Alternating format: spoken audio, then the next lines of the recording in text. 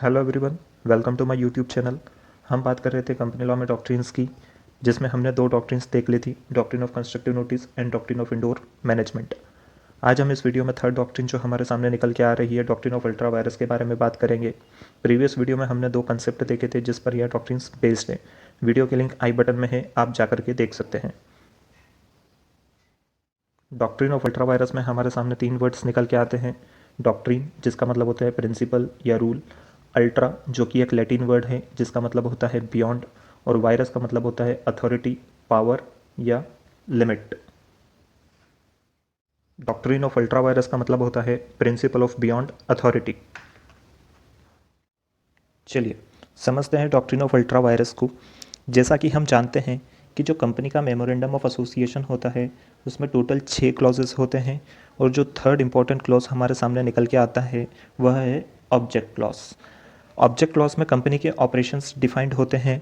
Object clause से हमें पता चलता है कि कंपनी क्या बिजनेस करती है। कंपनी अपने ऑब्जेक्ट क्लॉज से बाहर जाकर के कोई काम नहीं कर सकती, और अगर कंपनी अपने मेमोरेंडम के ऑब्जेक्ट क्लॉज से बाहर जाकर के कोई काम करती है तो वह अल्ट्रा वायरस कहलाता है, मतलब वॉइड एब इनिशियो है, क्योंकि वह एक्ट कंपनी के मेमोरेंडम के लिमिट से बाहर था। जैसा कि हम जानते हैं कि कंपनी ने अपने मेमोरेंडम के बाहर जाकर के अगर कोई काम किया है तो वह अल्ट्रा वायरस है। अब यहाँ पर क्वेश्चन ये अराइज होता है कि क्या आउटसाइडर कंपनी पर केस कर सकता है? द आंसर इज नहीं कर सकता, क्योंकि कंस्ट्रक्टिव नोटिस अप्लाई होता है और कंस्ट्रक्टिव नोटिस कहता है कि यह आउटसाइडर की ड्यूटी है कि वह मेमोरेंडम और आर्टिकल को कंसल्ट करके आए किसी भी कॉन्ट्रैक्ट में इंटर होने से पहले। लेकिन अगर हम आउटसाइडर के पॉइंट ऑफ व्यू से बात करें तो आउटसाइडर कोर्ट में यह कह सकता है कि मैं मानता हूं कि मैं कंपनी के मेमोरेंडम और आर्टिकल को कंसल्ट करके नहीं आया और कॉन्ट्रैक्ट कर लिया।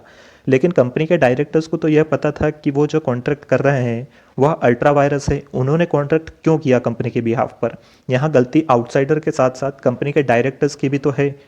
डॉक्ट्रिन ऑफ अल्ट्रा वायरस कहता है कि जब कोई अल्ट्रा वायरस एक्ट होता है उस केस में आउटसाइडर कंपनी पर तो केस नहीं कर सकता, पर उस कंपनी के डायरेक्टर्स पर केस कर सकता है। लेकिन अगर हम मेंबर्स की बात करें तो मेंबर्स कंपनी पर भी केस कर सकते हैं और डायरेक्टर्स पर भी केस कर सकते हैं।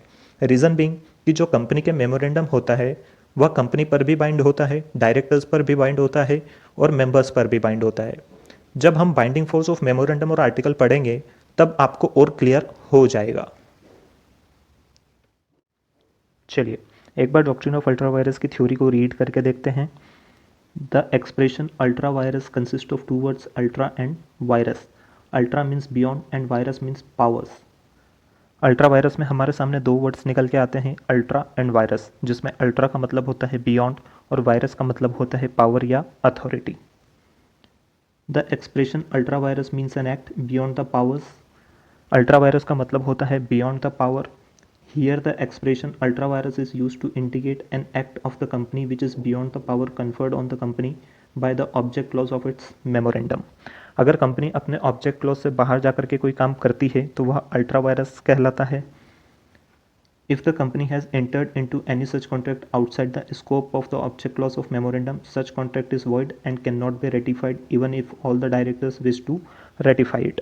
अगर कंपनी अल्ट्रा वायरस ट्रांजैक्शन करती है तो वह वॉइड रहेगा, और डायरेक्टर्स अगर चाहें तो ऐसे अल्ट्रा वायरस ट्रांजैक्शन को रेटिफाई नहीं कर सकते, क्योंकि एक बार अगर कोई एक्ट अल्ट्रा वायरस हो गया तो वह अल्ट्रा वायरस ही रहेगा, डायरेक्टर्स उसे रेटिफाई नहीं कर सकते।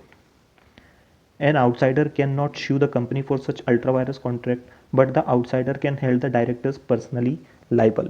आउटसाइडर कंपनी पर केस नहीं कर सकता पर डायरेक्टर्स पर केस कर सकता है। आई होप आपको डॉक्ट्रिन ऑफ अल्ट्रा वायरस समझ में आया होगा। डॉक्ट्रिन ऑफ अल्ट्रा वायरस में अब हमारे सामने एक बहुत ही इंपॉर्टेंट केस लॉ निकल के आता है। अब तक हमने जितनी भी डॉक्ट्रिन्स देखी है वह सब केस लॉ के बिना इनकम्प्लीट है। अल्ट्रा वायरस को इस केस लॉ की हेल्प से समझते हैं। एक केस हुआ था जिसका नाम था Ashbery railway carriage and iron company limited versus reach. Mister John Ashbery थे जिन्होंने एक कंपनी इनकॉर्पोरेट की थी 1862 में।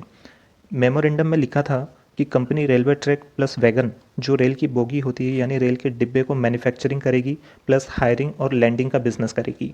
और लिखा था कि इस बिजनेस से रिलेटेड एंसेलरी काम करेगी, यानी रेलवे ट्रैक प्लस वैगन से रिलेटेड काम करेगी।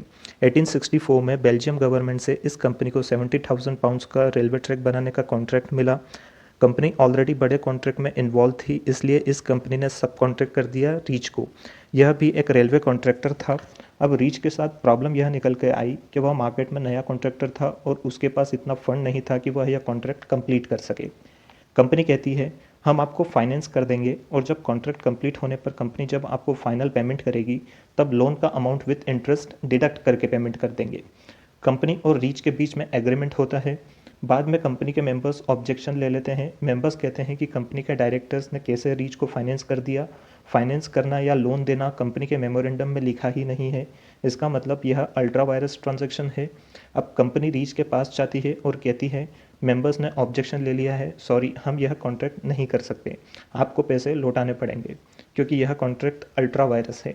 रीच कहता है यह क्या बात हुई, मैंने यह कॉन्ट्रैक्ट पूरा करने के लिए मार्केट से लोन लिया है, अब अगर यह कॉन्ट्रैक्ट कैंसिल हुआ तो मुझे अच्छा खासा लॉस हो जाएगा। रीच ने पैसे देने से मना करती है और कंपनी जो है वह केस कर देती है रीच पर। रीच कोर्ट में कहता है कि कंपनी के मेमोरेंडम के ऑब्जेक्ट क्लॉज में एक वर्ड लिखा है जनरल कॉन्ट्रैक्टर और मैं उस डेफिनेशन में कवर होता हूँ, इसलिए कंपनी मेरे साथ यह कॉन्ट्रैक्ट कर सकती है। कोर्ट कहती है कि जो जनरल कॉन्ट्रैक्टर मेमोरेंडम में लिखा है वह कंपनी के बिजनेस के रेफरेंस में लिखा है और कंपनी का business railway line plus wagon को सेल, मैन्युफैक्चर, हायर और लैंड करने का है, न कि फाइनेंस करने का। तो कंपनी अपने बिजनेस से रिलेटेड कॉन्ट्रैक्ट कर सकती है और फाइनेंस करना कंपनी का बिजनेस नहीं है, इसलिए आप जनरल कॉन्ट्रैक्टर की डेफिनेशन में नहीं आते हो।